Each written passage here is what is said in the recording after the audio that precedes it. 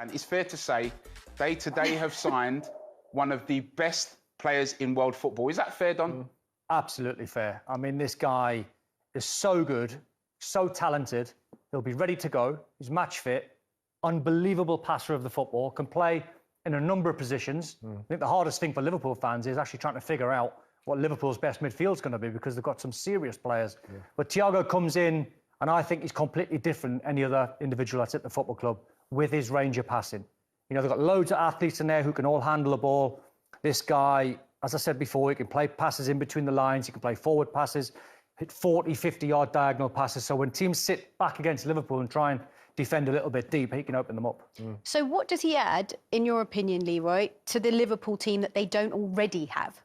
Oh, look, the passing range and control, real control in the midfield with the ball.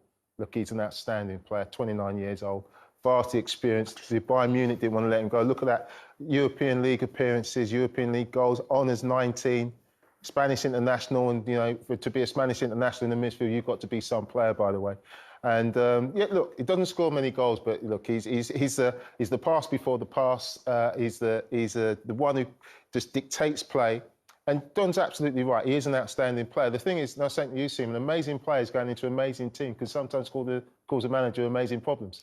And, you know, everybody's already starting arguing, where does he play? Where does he fit in? This team, with that midfield, we talked about the three in midfield for Liverpool doing a magnificent job and suiting the front three. Just how does Jurgen Klopp get him to fit in? Well, look, he's got a great chance because he's an outstanding player. He had a year left on his contract. I don't think I'm pushing it enough to say if this guy had 3 or 4 years left on his contract, Liverpool would be paying 75, 80 million pound for him. He's that good. So for 20 million pound, it's an absolute steal. Don, we were speaking last week, and you said the difference between Liverpool winning the league and not might come down to whether they sign this player or not. That's what I feel. They've now got the deal over the line. Yeah. Go on. No, that's what I feel. Do you think they can do it? I do. Right here, right now, without Man City signing anyone, I think this makes Liverpool favourites for the league, because when I watched them at the Community Shield and Arsenal sat really deep against them, Liverpool were passing it and passing it and passing it, and the clock was going down, but they weren't really going anywhere. With this guy's range of pass, if you're Mo Salah now and you see Thiago get the ball on his right foot, you're making a run. If you're Mane and you see him get the ball, you're making a run in behind. Firmino's going to drop short. So he's the key to the other players. I wouldn't say deficiencies what they've got, because they've all got something different. If you want to change the game and have a midfield player that can run with the ball, you pick Naby Keita. If you want Jordan Henderson and Fabinho's experience in sitting still and breaking down the game and getting forward and being an 8 box-to-box, you pick those two. Then you've got Oxlade-Chamberlain to come into the mix as well. So there's so many contenders for those 3 positions. That's if we think there's going to be 3 and not going to be a change of shape.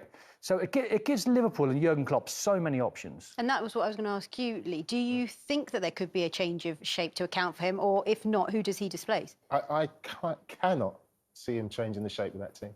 It's interesting because Don's right, and all of a sudden we started making up problems that Liverpool had last year that they didn't, because they found solutions every single week. They did. You know, he can get on the ball, he can find that pass. Well, they did. They had solutions. And, you know, changing the shape of the team to accommodate him, I think will only make the team go backwards. So I think if you keep the 4-3-3, because the front three works perfectly, Firmino does what he does absolutely better than anybody else that I've ever seen play in that situation. So he has got to slip into the team. But he is that good, and in training, you know what, a manager will see him and think, flipping hell, he's got to play. You know, he's that. How much did we pay for him? 20 million? He's got to play. I've got to find the place. I don't think Jurgen Klopp will make that mistake, to be honest. I think that, you know, he's got to get up to tempo, not just with the Premier League, but with Liverpool as well. Liverpool, the highest tempo team I've ever seen in the Premier League. So he's got to get. So I think you'll give him time. And he can do that, by the way, because he has been doing this with Bayern. Absolutely. But you look at the signings that have been a success for Liverpool. You know, he's given them a bit of time. That Fabinho gave him plenty of time to adjust. Even though he's a terrific player, he still needs that time. And I think he'll get it. I just think every now and again, when you're playing football and you've been in loads of dressing rooms like I have, and every now and again someone walks into your dressing room and they raise the bar and raise the standard. James has now done that at Everton, and we'll talk about them later on. Thiago will do exactly the same when Jordan Henderson parks up next to him, and Fabinho and Oxlade-Chamberlain.